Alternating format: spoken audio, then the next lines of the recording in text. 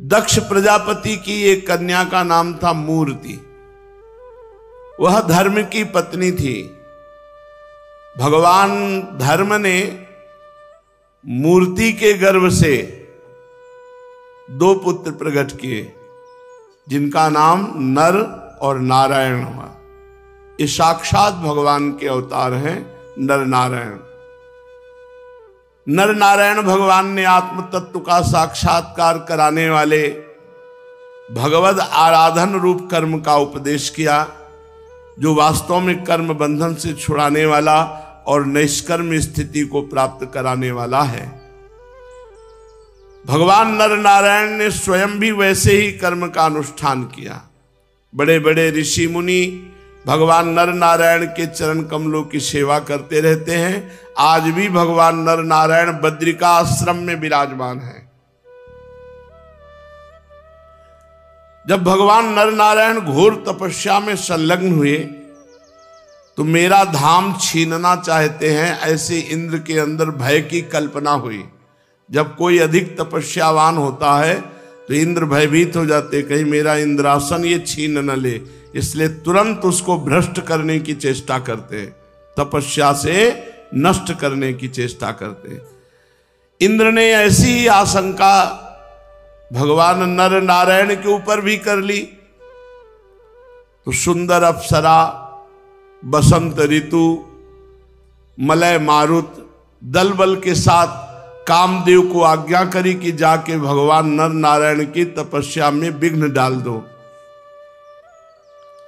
कामदेव को भगवान नर नारायण की महिमा का ज्ञान न था, इसलिए वह अप्सरागण बसंत मंद सुगंध वायु के साथ बद्रिका आश्रम में जाकर के वहां अपना प्रभाव फैला दिया। जहां नर नारायण भगवान तपस्या कर रहे थे, शीतल मंद सुगंध वायु चलने लगी। ऋतु में बसंत सर्वश्रेष्ठ, हर वृक्ष आकर्षणकारी पुष्पों से खिल गया। और वो जो दिव्य वारांगनाएं देवियां हैं, अप्सराएं हैं, वो अपने हाव भाव नृत्य ये सब प्रकट कर दिए। भगवान नर नारायण ने आंख खोला, देखा कि ये तो इंद्र का रचा हुआ कुचक्र है, ये तो सब कामदेव का खेल हो रहा है। यहां भगवान नारायण ने दृष्टि करी, कामदेव कांपने लगा। हंस दिए भगवान नर नारायण, हंसकर कहा, आओ, तुम्हें भयभीत नहीं होना चाहिए, आओ बैठो हमारे पास। कामदेव को बैठाला। इसमें कोई आश्चर्य की बात नहीं कि ना तो भगवान को अभिमान है कि हम काम पर विजय किए, ना क्रोध है कि काम को भस्म कर दे। कामदेव, मलय मारुत, अप्सराओ, डरो मत, हमारे आश्रम आए हो, हमारा आतिथ्य स्वीकार करो, तुम हमारे अतिथि हो, यही ठहरो, बैठो। कामदेव सब बैठ गए। भगवान नर नारायण ने अभय दान करते हुए कामदेव की तरफ देखा तो लज्जा से सर झुकाए हैं, मानो कि काम का प्रभाव भगवान नर नारायण के ऊपर बिल्कुल नहीं पड़ा, काम परास्त हो गया। दयालु भगवान नर नारायण ने कहा, तुमको मैं अभय दान देता हूं, सर ऊंचा करके बात करो, तुम्हें डरने की बात नहीं। कामदेव ने हाथ जोड़कर साष्टांग दंडवत करी और कहा, प्रभु वैसे मुझे कोई आश्चर्य नहीं, क्योंकि आप भगवान हो, साक्षात नर नारायण, आप माया से परे निर्विकार हैं। क्योंकि बड़े बड़े आत्मा राम परमहंस महापुरुष आपके चरण कमलों की आराधना करते हैं, मैं आपके चरणों में बार बार प्रणाम करता हूं, आप मुझे क्षमा कीजिए। कामदेव ने कहा, आपके भक्त आपकी भक्ति के प्रभाव से देवताओं की राजधानी अमरावती का उल्लंघन करके आपके परम पद को प्राप्त होते हैं। इसीलिए जब वो आपके भक्तजन भजन करते हैं तो देवराज इंद्र और बड़े बड़े देवता डर जाते हैं, और डर करके उनके भजन में विघ्न डालने के लिए कंचन कामिनी इनके जाल फेंक देते हैं। किंतु जो लोग थोड़ा आपसे विमुख हैं, कर्मकांड में लगे हैं, यज्ञादि के द्वारा देवताओं की बलि रूप अर्पण करते हैं, उन लोगों के मार्ग में नहीं। जो केवल आपका भजन करते हैं उनके मार्ग में वो विघ्न डालने की कोशिश करते हैं। प्रभु आपके भक्त जन भजन के प्रभाव से विघ्नकर्ताओं के सर पर पैर रखकर निकल जाते हैं, विघ्न से परास्त नहीं होते हैं। आपके कर कमलों की छत्र छाया में रहते हुए वे विघ्नों के सिर पर पैर रखकर आगे बढ़ जाते हैं, वो कभी अपने लक्ष्य से गिरते नहीं हैं। प्रभु मैंने देखा है बहुत से लोग गर्मी बर्दाश्त कर लेते हैं, सर्दी बर्दाश्त कर लेते हैं, भूख प्यास बर्दाश्त कर लेते हैं, आंधी पानी ओले सब बर्दाश्त कर लेते हैं, रसेंद्री के भोगों को रोक लेते हैं, जनेंद्री के वेगों को सह लेते हैं, जो अपार समुद्र के समान है, परंतु गुस्सा को काबू में नहीं कर पाते, क्रोध को काबू में नहीं कर पाते। और प्रभु आपने हम पर क्रोध भी नहीं किया, इसलिए आपकी तपस्या सुरक्षित है, नहीं तो क्रोध करने वाले की तपस्या खो जाती है। जब कामदेव बसंत और देवियों ने इस प्रकार स्तुति की तो सर्व समर्थ भगवान ने कहा हम आपको एक भेंट देते हैं, और अपनी जांग पर ऐसे स्त्री की आकृति बनाई, से ही उर्वशी अप्सरा का प्रादुर्भाव हुआ। उर्वशी अप्सरा का प्रादुर्भाव भगवान की जांग से हुआ।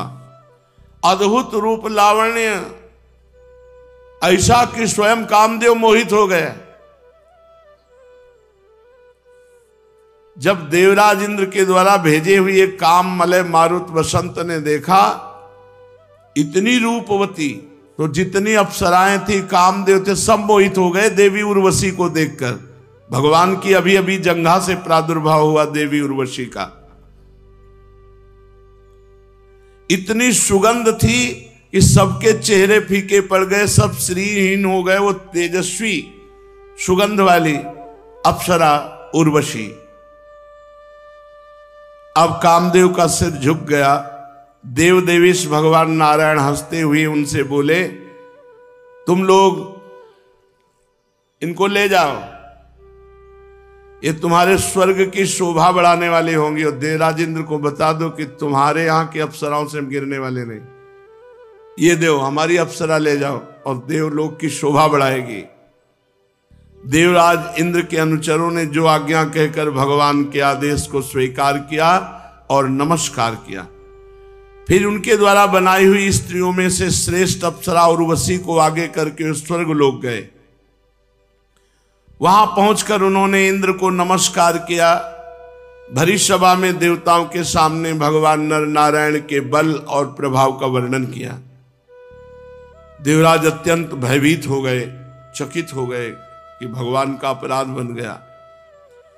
भगवान श्री हरि ने अपने स्वरूप में एक रस स्थित रहते हुए भी संपूर्ण जगत के कल्याण के लिए बहुत से कला अवतार धारण किए। हे विदेह राज जनक, भगवान ने सनकादिकों को उपदेश करने के लिए हंस अवतार धारण किया। भगवान ने अवधूत स्थिति का दर्शन कराने के लिए दत्तात्रेय जी का अवतार धारण किया। भगवान ने सनक सनंदन सनातन सनत कुमार का अवतार धारण किया। भगवान ने ब्रह्म ऋषियों की परमहंसों की परिचर्या कैसे होती है, कैसी उनकी दिनचर्या होती है, इसके लिए ऋषभ भगवान के रूप में अवतार धारण किया और आत्म साक्षात्कार के साधनों का उपदेश किया। भगवान ने हयग्रीव अवतार धारण करके मधुकैटभ नामक असुरों का संहार करके उन लोगों के द्वारा चुराए हुए वेदों का उद्धार किया। प्रलय के समय भगवान ने मत्स्यावतार लेकर उन्होंने भावी मनुष्य सत्यव्रत पृथ्वी और औषधियों की धन धान्यादि की रक्षा की। और फिर भगवान ने वाराह अवतार धारण करके हिरणाक्ष का वध किया और पृथ्वी का उद्धार किया। कूर्मा अवतार धारण करके भगवान ने अमृत मंथन के कार्य संपन्न करने के लिए अपनी पीठ पर मंदराचल को धारण किया। उन्हीं भगवान श्री हरि ने अपने शरणागत एवं आर्त भक्त गजेंद्र को ग्राह से छुड़ाया। एक बार वालखिल्य ऋषि तपस्या करते करते अत्यंत दुर्बल हो गए थे। वे जब कश्यप ऋषि के लिए समिधा ला रहे थे तो थक कर गाय के खुर से बने हुए गड्ढे में गिर पड़े, मानो समुद्र में गिर गए हो। उन्होंने जब स्तुति की तब भगवान ने अवतार लेकर उनका उद्धार किया। 60,000 बाल खिल्य, पोरे के सब, पोरे जैसे इतने ऋषि हैं 60,000। वो गाय के गड्ढे के खुर के उसमें पानी में गिर गए तो मानो समुद्र में गिर गए। भगवान को अवतार लेना पड़ा उनको उद्धार करने के लिए। वृत्तासुर को मारने के लिए जब इंद्र ने वज्र चलाया और उसकी हत्या हुई तो ब्रह्म हत्या पीछे लगी। उसके भय से भागकर इंद्र छिप गए। तब भगवान ने उस हत्या से इंद्र की रक्षा की। जब असुरों ने अनाथ देवांगनाओं को बंदी बना लिया तब भी भगवान ने ही उन्हें असुरों के चुंगल से छुड़ाया। जब हिरण्यकश्यप ने प्रहलाद संत, जो प्रहलाद जी महान संत हैं, उन्हें भय पहुंचाने का उद्यम किया तो भगवान ने प्रहलाद जी को निर्भय करने के लिए नृसिंहावतार धारण करके हिरण्यकश्यप को मार डाला। भगवान ने देवताओं की रक्षा के लिए देवासुर संग्राम में दैत्यपतियों का वध किया और विभिन्न मनवंतरों में अपनी शक्ति से अनेकों कलावतार धारण करके त्रिभुवन की रक्षा की। उन्हीं भगवान ने वामन अवतार धारण करके याचना के बहाने इस पृथ्वी को दैत्यराज बलि से छीन लिया और अदिति नंदन देवताओं को दे दिया। उन्हीं भगवान ने परशुराम अवतार धारण करके पृथ्वी को 21 बार जो दुष्ट स्वभाव वाले क्षत्रिय थे उनसे विहीन किया। परशुराम जी तो है वंश का प्रलय करने के लिए मानो भृगु वंश में अग्नि रूप से ही अवतीर्ण हुए थे। उन्हीं भगवान ने रामावतार धारण किया। रामावतार में समुद्र पर पुल बांधा, रावण और उसकी राजधानी लंका को मिटिया मेट कर दिया। उनकी कीर्ति समस्त लोकों के मल को नष्ट करने वाली है। सीतापति भगवान राम सदा सदा सर्वत्र विजयी ही विजयी है। राजन, उन्हीं भगवान ने पृथ्वी का भार उतारने के लिए यदुवंश में श्री कृष्ण बलराम के रूप में प्रकट हुए। ऐसे ऐसे कर्म जो बड़े बड़े देवता भी नहीं कर सकते। फिर आगे चलकर भगवान ही बुद्ध के रूप में प्रकट होंगे और यज्ञ के अनाधिकारियों को यज्ञ करते देखकर अनेक प्रकार के तर्क वितर्कों से मोहित कर लेंगे। बुद्धावतार के बाद कलयुग के अंत में भगवान का कल्कि अवतार होगा जो नीच राजाओं का वध करेंगे। महाबाहु विदेहराज, भगवान की कीर्ति अनंत है। महात्माओं ने जगतपति भगवान के ऐसे ऐसे अनेकों जन्म और कर्मों का प्रचुरता से गान किया है। अब राजा निमि ने पूछा, भगवंतम हरिम प्रायो न भजन्त्यात्मवित्तमाः तेषाम् शांत कामानां का निष्ठा विजितात्मनाम। हे योगीश्वरों, आप लोग तो श्रेष्ठ आत्मज्ञानी और भगवान के परम भक्त हैं। अब कृपा करके बतलाइए, बहुत सुंदर प्रश्न है। जिनकी कामनाएं शांत नहीं हुई हैं, लौकिक पारलौकिक भोगों की जिनकी लालसा मिटी नहीं है, मन और इंद्रियां भी जिनके वश में नहीं है और भगवान का भजन भी नहीं करते, ऐसे लोगों की क्या गति होगी?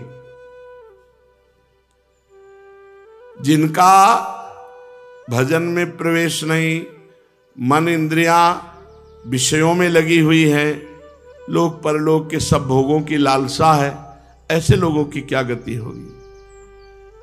अब 8वें योगीश्वर चमस जी ने कहा,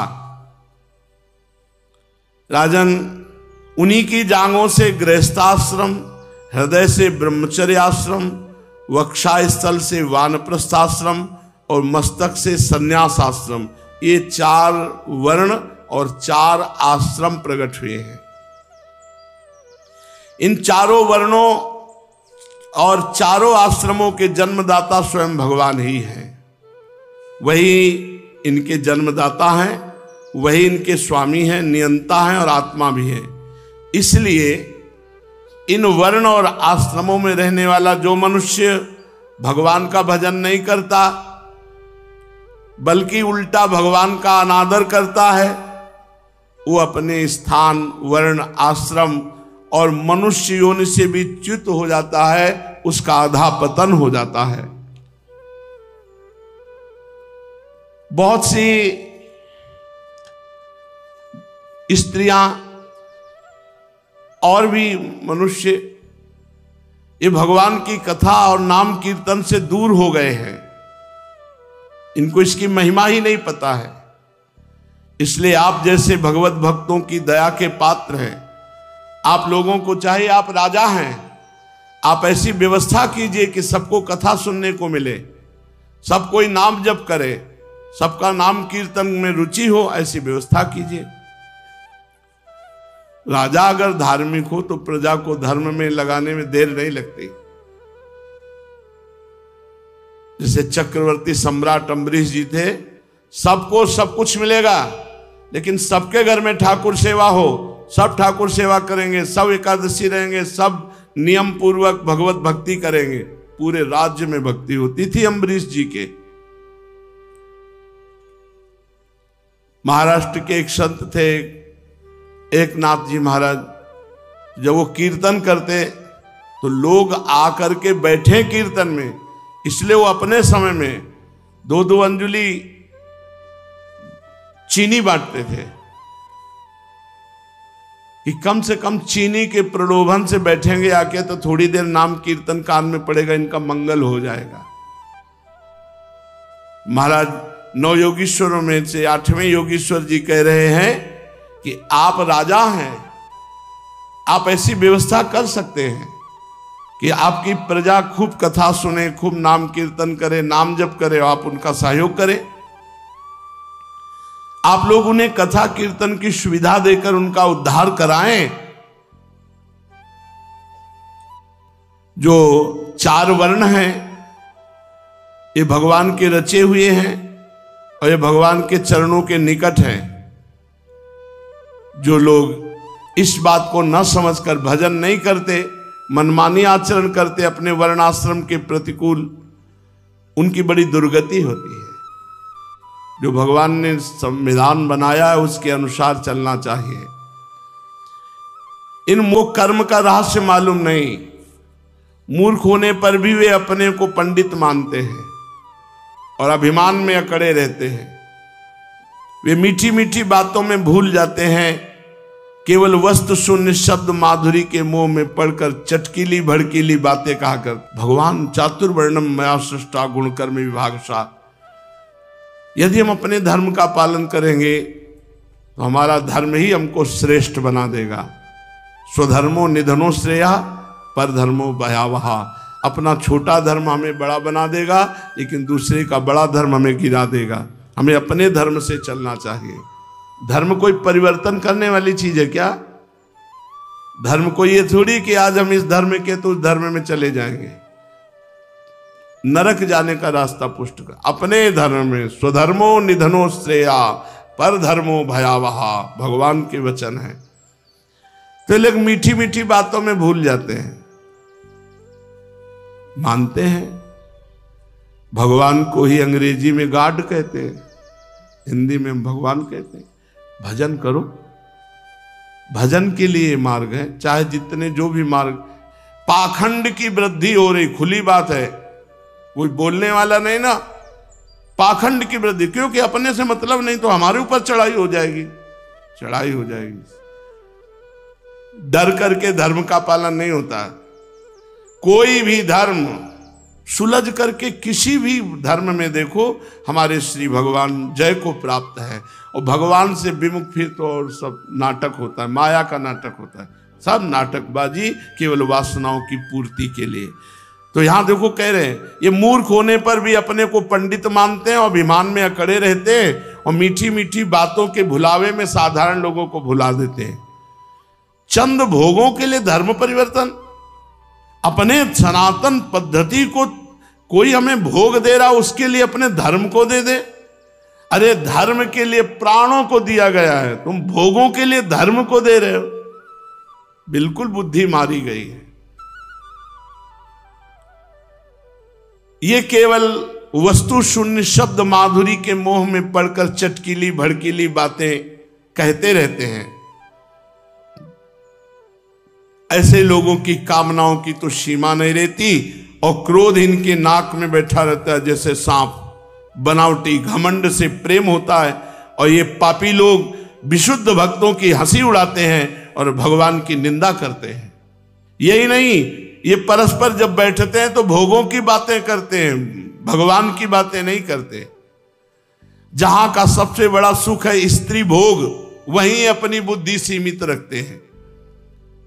यदि ये लोग कुछ करते भी हैं तो शास्त्र का उल्लंघन करके करते हैं, मनमानी आचरण। ये कर्म का रहस्य न जानने वाले अपनी जीव की संतुष्टता के लिए पशुओं को बलि देते हैं, अपनी जीव की संतुष्टता के लिए। एक हमको दिखाया कि एक बकरी को जिंदा ऐसे पहले बड़ी आग का ऐसे पुंज और उसमें डाल दिया, जिंदा बकरी, बलवान बकरी ऐसे डाल दिया और वो फिर निकल के भगी जलती हुई, फिर उसे मार मार। ऐसे ही भगवान जलाते हैं। फिर बंद कार में आग लग गई, अवश्य में वो भोक्तव्यम कृतम कर्म। बंद कर दे रे मछली और मुर्गा खाने वालों। नहीं, मछली मुर्गा जैसे तुम खा रहे हो ऐसे तुम्हें खाया जाएगा, पक्का समझ लो। और तुम्हारे शरीरों की ऐसी दुर्दशाएं होंगी, चाहे देख लेना, अभी नहीं तो अगले जन्म में देख लेना, क्योंकि तुम अविनाशी हो, शरीर छूटने वाले हैं, कपड़े बदलते रहेंगे, तुम्हें भोग भोगना पड़ेगा। ये लोग अपने जवान को संतुष्ट करने के लिए पशुओं की हत्या करते हैं और मांस खाते हैं।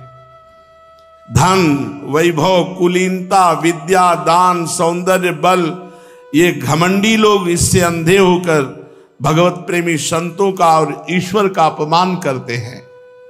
राजन, वेदों ने बार बार दोहराया है कि भगवान आकाश के समान नित्य निरंतर समस्त शरीरधारियों में स्थित है, पर ये लोग नहीं सुनते हैं। लोग ये बड़े बड़े मनोरथों की बातें करते हैं, कहते सुनते रहते हैं। संसार में ये केवल इतना ही जानते हैं, खुला लिखा है, मैथुन, स्त्री सहवास, मांस खाना, मद्य, शराब पीना, इसकी तरफ इनकी प्रवृत्ति रहती है। उस प्रवृत्ति को अपने यहां धर्म शासन में बांधा गया है। जब तक ब्याह ना हो तब तक ब्रह्मचर्य से रहो, फिर विवाह हो गया तो अपने पति से अनुराग करते हुए या पत्नी से अनुराग करते हुए गृहस्थ आश्रम के अनुसार चलो। श्रोत्रामणि में यज्ञ के द्वारा ही सेवन की व्यवस्था दी गई है। उच्छृंखल प्रवृत्ति के लोग ये शास्त्रों के अभिप्राय को नहीं समझते हैं। धन का एकमात्र फल है धर्म, धर्म का एकमात्र फल है तत्वज्ञान, तत्वज्ञान का फल है अपरोक्ष अनुभूति, परम शांति, परम सुख। कितने खेद की बात है कि ये सब धन का प्रयोग करते हैं भोगों के लिए, और ये नहीं समझते जिस शरीर को हम पुष्ट कर रहे हैं वो शरीर मृत्यु का शिकार है और मृत्यु किसी भी प्रकार से टाली नहीं जा सकती। इसलिए उपासक को चाहिए कि ऐसे लोगों का संग त्याग दे जो गंदे आचरणों में है। खूब नाम कीर्तन, नाम जप, भगवत लीला कथा श्रवण, भगवत सेवा, इसी के द्वारा अपने जीवन को सार्थक कीजिए। शेष चर्चा आगे। श्री राधा वल्लभ लाल।